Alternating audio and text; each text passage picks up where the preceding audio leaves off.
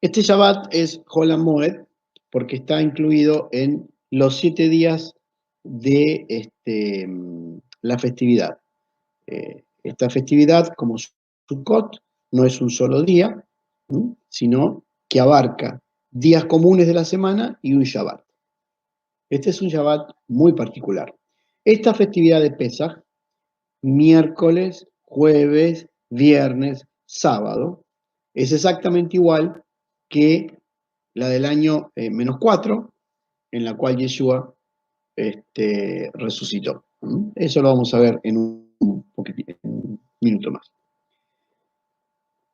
Lo central de Pesaj, el cordero, el maror y el jaroset, en nuestra costumbre actual. El cordero, como todos saben, Dios pidió que se separara un cordero en Shabbat Agadol, el sábado previo a Pesaj, el día de Nisan, que ese cordero iba a ser sacrificado y que con la sangre del cordero, al ponerlo en los dinteles de las puertas, el ángel de la muerte no iba a producir la plaga de la muerte de los primogénitos en esa familia. Por lo tanto, el cordero implica, es el símbolo de la libertad. Su sangre es la que redimió a los primogénitos. Después, Hashem va a decir justamente en la parashá que leemos hoy, que todo primogénito tiene que ser redimido, capítulo 13 de Shmot y ahora en el capítulo 34, que todo primogénito tiene que ser redimido con un año, de un año. Bien, después los primogénitos van a cambiar y van a ser los que llevaban el servicio en el templo, la tribu de Leví, de acuerdo a Éxodo capítulo 33, 34, etcétera, etcétera, etcétera. Básicamente, el cordero es la libertad. Tenemos idea de lo que es el cordero. El maror, las hierbas amargas claramente están establecidas en la Torá, en el capítulo 12 del libro Shmot, donde nos dice, comerás el cordero con panes sin levadura y hierbas amargas. El pan sin levadura, implica la levadura, el yetzer hará, el ego, la ira, el orgullo, la envidia, es lo que tiene que decrecer para que salgamos de la esclavitud e ingresemos en la libertad de poder relacionarnos con la divinidad. Perfecto. Pero tenemos un elemento más en Pesaj, que es el jaroset, la manzana rallada con miel, nuez y canela. Hay alguna preparación un poquito diferente, pero básicamente contiene eso. El jaroset no pertenece a la Torá, no está en la Torá, es parte de la tradición.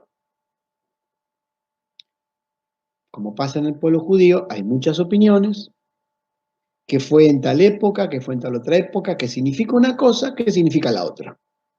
Como no está en la Torá y es parte de la tradición, hay muchas interpretaciones. Básicamente voy a tomar dos, para no marearlos. Unos plantean que representa el barro con los cuales hacían los ladrillos el pueblo de Israel en Egipto para las construcciones que le pedían los egipcios. Y otros dicen que representa lo dulce de la libertad. El sabor es dulce por la manzana y la miel. Bien. Es interesante que cuando no conocemos esto, hacemos todas las cosas, se hacen las cosas automáticamente. Y ese es el gran error de la religiosidad. Cuando el mecanismo creemos que implica la libertad del alma. Y lo que hacemos es justamente lo opuesto. Encasillamos el alma en un mecanismo y después quedamos presos del mecanismo. Quedamos presos en Egipto. ¿Por qué? Porque el mecanismo termina siendo el límite del ego. El ego se siente seguro. Hago esto porque esto es así, porque esto está escrito. Ups, no está escrito. Pero los sabios, pero la tradición, hermoso, pero no está escrito en la Torá. Por supuesto que para todo planteo, hay un recontra replanteo. Ah, pero la Torá oral, que es la de los sabios, es la que Dios le reveló a Moisés en el monte Sinaí, y esto fue enseñado por Moisés, Aarón, y etcétera, y etcétera, y etcétera. Y entonces todo queda armado de tal manera que si no lo haces sos un pecador, o infligiste una mitzvah, o vas a ir al infierno. No importa cómo lo digas, en resumidas cuentas, cuando salís del mecanismo, vas a ser castigado. Entonces, por miedo al castigo, continúo el mecanismo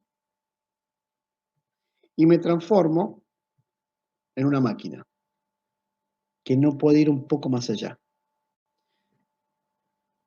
Ahora vamos a ir un poquito más allá. Pesaj es la unión de dos festividades. El cordero, que se sacrifica y se come en familia, y se recuerda la historia de la salida de Egipto, la liberación que Dios nos dio, la conformación del pueblo de Israel a través de todo ello, y la entrega a la Torá va a ser después, y 7 días de no comer el leudo, el hametz, panes sin levadura. Comer panes sin levadura durante 7 días. ¿Por qué? Porque la masa no alcanzó a leudar, porque salieron rápido de Egipto y entonces recordamos durante 7 días. Por lo tanto, tenemos 2 sábados. El sábado propio de la festividad y el sábado propio de la semana. A ver, desde el miércoles a las 7 de la tarde, por así decirlo, hasta el jueves a las 7 de la tarde es Shabbat. Porque la festividad siempre es Shabbat y es reposo. Primer Shabbat. El segundo Shabbat, el sábado semanal. Esto está descrito puntualmente en el libro de Lucas, cuando él narra, cuando uno narra una historia, siempre la narra de adelante para atrás, nunca de atrás para adelante. Eso es futurología. Lucas narra cómo fueron los acontecimientos de la vida de Yeshua después de haber investigado. Y él pone claramente en el capítulo 23, si mal no me acuerdo de memoria, él cita claramente, capítulo 23, versículo 50 en adelante, que pasaron 2 sábados.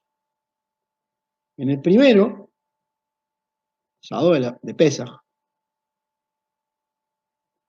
después de ese sábado, las mujeres fueron a comprar los elementos para hacer el ungüento para el muerto. Cristo había muerto, se murió. Y cuando un judío se muere, para su sepultura, el cuerpo se lava y se le ponen ungüentos, perfumes, aceites, etc. Van a comprar las cosas y las tienen que preparar. No iban a la farmacia o a la química y compraban el frasquito. Hay que hervirlo, hay que dejarlo reposar y después hay que usarlo. ¡Ups! Ya es viernes a la tarde. No pueden ir a la sepultura. ¿Por qué? Porque de viernes a la tarde a sábado a las 7 de la tarde, minuto más, minuto menos, es Shabbat. El Shabbat, este Shabbat, el de hoy, el intermedio de Pesaj.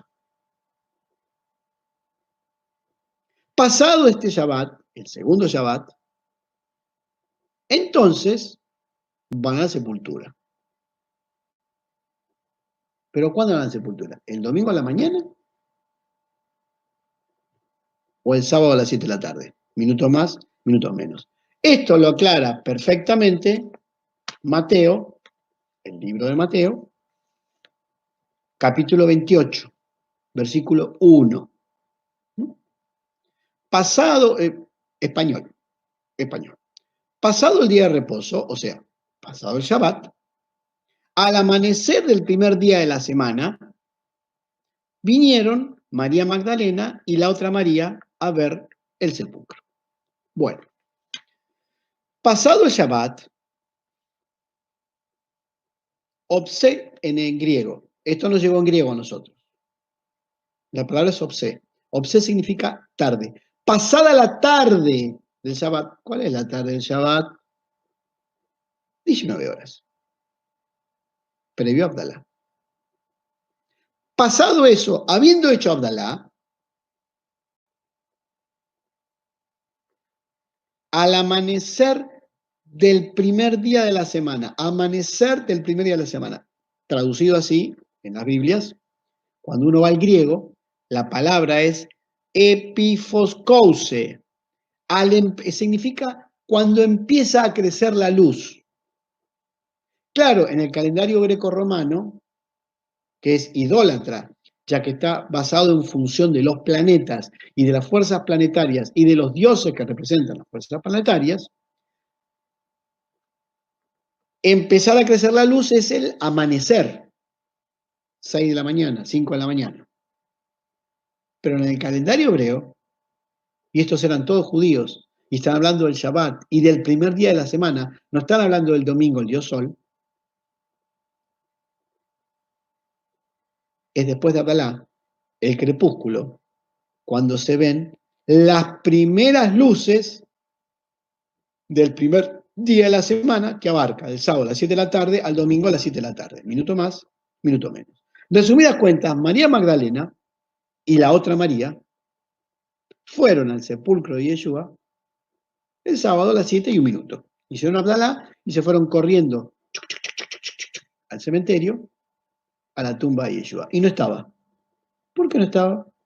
Porque Yeshua resucitó en Shabbat. Qué fácil.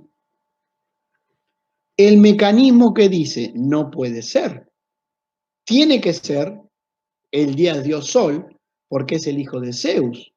Por lo tanto, es un semidios, por lo tanto, tiene que coincidir con el dios Sol. Tal es así que las futuras iglesias, hasta ahí habían solamente judíos, no habían iglesias, no habían gentiles, eran todos judíos y prosélitos, están orientadas hacia el sol. O sea, eso es sincretismo.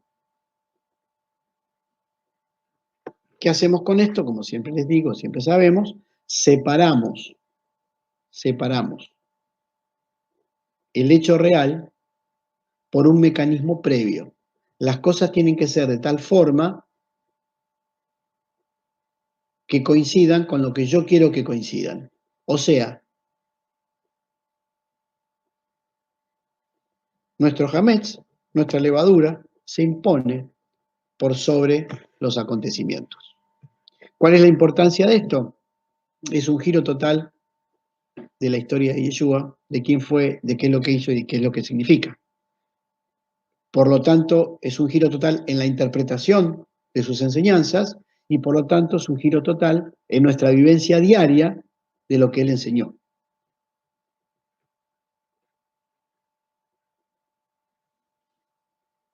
Bien, también les recuerdo que la Guardia Romana fue pedida por 3 días. O sea, el Sanedrín, porque ellos obviamente eran rabinos, buenos o malos no importa, eran rabinos. No vamos al punto ahora. Conocían muy bien la tradición oral sobre el Mesías. En el pueblo judío el Mesías es el que resucita, no el que enseña lindo o el que hace milagros. Es un montón de cosas y tiene que resucitar porque viene a iniciar la resurrección de los muertos. Y la resurrección se planteaba en 3 días, como los 3 días de Jonás en el vientre del gran pez. Entonces, ¿qué querían ellos? Que los discípulos no mientan, que no roben el cuerpo diciendo, bueno, vieron, resucitó, él era el Mesías. Entonces, ¿qué hacen? Piden a la policía de la época que custodien 3 días la sepultura. Y es lo que hicieron los romanos.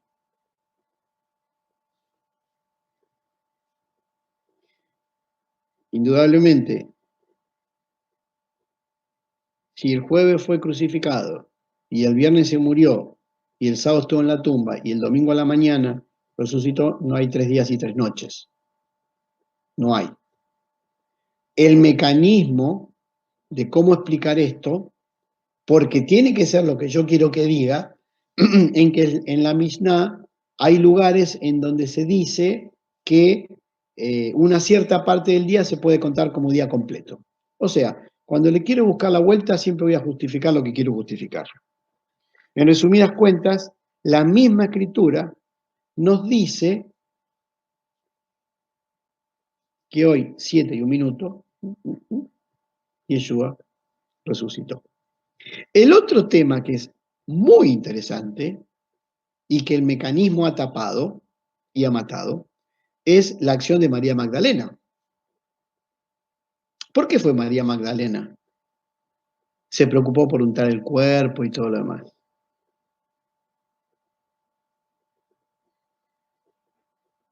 Porque ella y no la madre. ¿Por qué María Magdalena lo vio en los minutos finales? ¿Por qué María Magdalena lo vio cuando resucita? ¿Qué función cumplía doña María Magdalena? Si hacemos una lectura judía, sin el oprobio de la sociedad occidental y sin temor a la persecución y que nos maten, ¿qué es lo que han hecho para mantener el mecanismo? Posiblemente era una persona muy cercana a Yeshua, muy cercana, pero muy cercana. Suena como la mujer, lo cual dentro del pueblo judío sería lo más normal. Lo anormal es que el rabino no tenga una mujer. Pero bueno,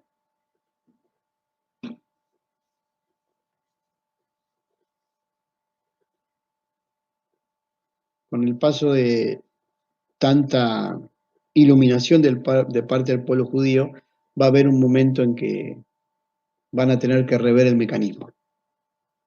Bueno, habiendo contextualizado este Shabbat, nosotros hablamos de Bedikat Hametz, de quemar el Hametz, de no comer el Hametz, de la matzá. ¿Para qué hacemos todo eso? Es un simbolismo tradicional, está en la Torá y lo vivimos, qué sé yo, para eliminar de nosotros aquello que nos aleja de la divinidad.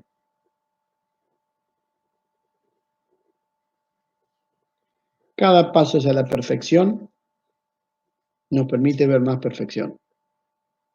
Y cada paso hacia la pureza nos permite encontrar mayor pureza. Ahora, ¿cómo eliminamos el Hametz? Es interesante, porque Bedikat Hametz es la quemadura, hay que quemarlo. Y acuérdense que el fuego es el atributo de justicia divina.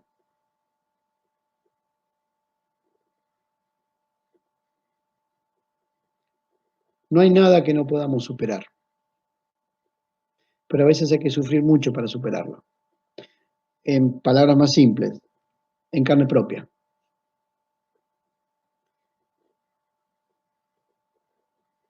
Es la única manera que podemos dar el paso. ¿El paso hacia dónde? ¿Para qué? Cuando lo sufrimos en carne propia, duele. Duelen las emociones, duele en el cuerpo, duele en el pensamiento, duele. Duele y parece que es una pared que no podemos superar. Y eso nos paraliza. Duele. Sin embargo, Dios nos sigue impulsando a través de circunstancias para que superemos todo lo que no nos permite alcanzar la perfección.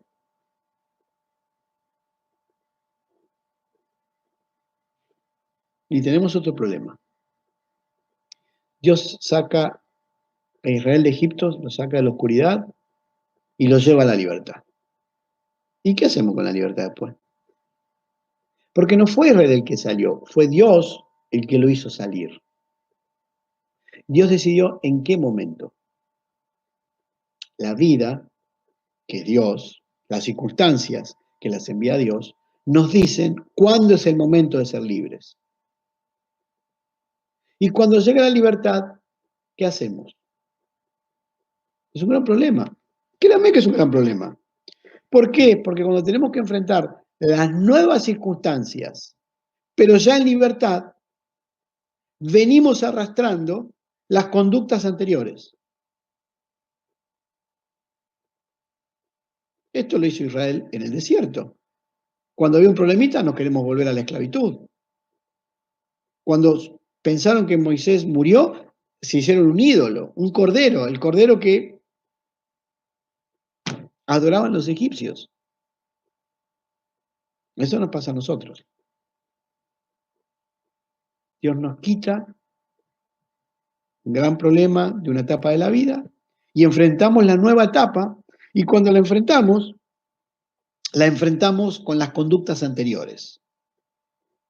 Entonces, la vida vuelve a trabajar con nosotros, nos vuelve a traer otra vez circunstancias similares para que podamos actuar, aprender y direccionar el camino de manera correcta.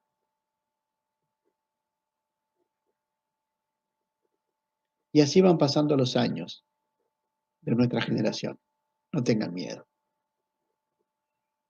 ¿Hacia dónde? Dos cosas: emuná y bitajón. Emuná es lo estable. Cuando hablamos de fe, hablamos de algo estable, la estabilidad. Y bitajón es la confianza. Cuando hay estabilidad, el corazón se abre, la mente se calma, el alma se expande. Sin emuná y sin bitajón, sin fe, sin confianza, estamos presos de nuestro hametz, de la levadura que aún no supimos limpiar en nosotros.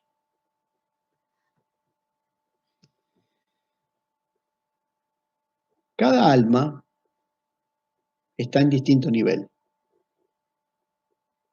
Y en esto no nos tenemos que ofender.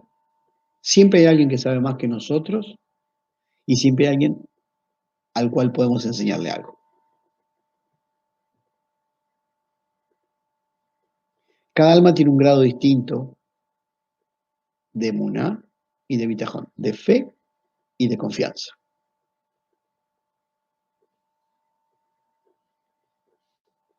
Pero todas las almas, todos nosotros, todos, desde el niño que nace en su primer llanto hasta el último suspiro de nuestra vida, todos ansiamos la libertad del alma. ¿Qué es la libertad del alma? La expansión. Cuando nos expandimos, cuando nos abrimos de tal manera que podemos comprender la creación en su máxima amplitud, el amor divino, más allá de circunstancias, problemas, dolores, proyectos, el amor divino, la vida.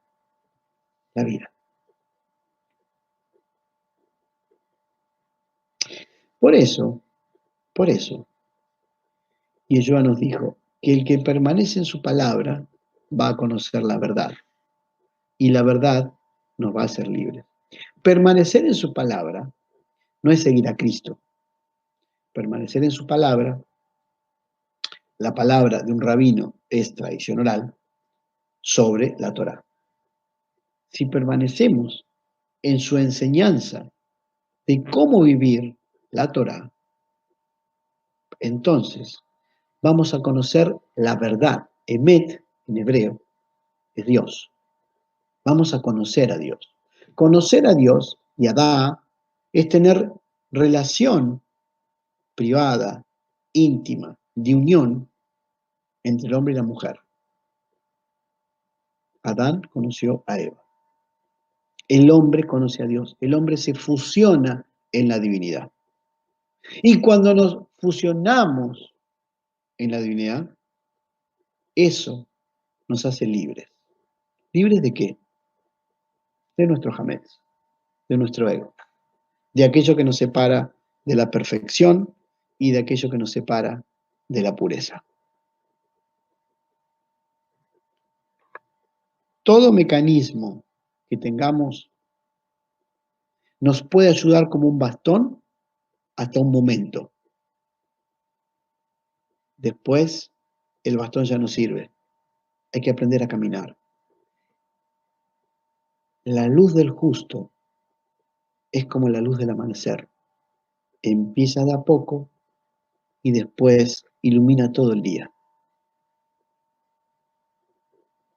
Estamos en este mundo para tener esa luz brillando en nosotros. Esa es la luz del Mesías. Eso es el Mesías. Lo que nos hace sabios, estables y conocedores de la divinidad. Shabbat Shalom para todos.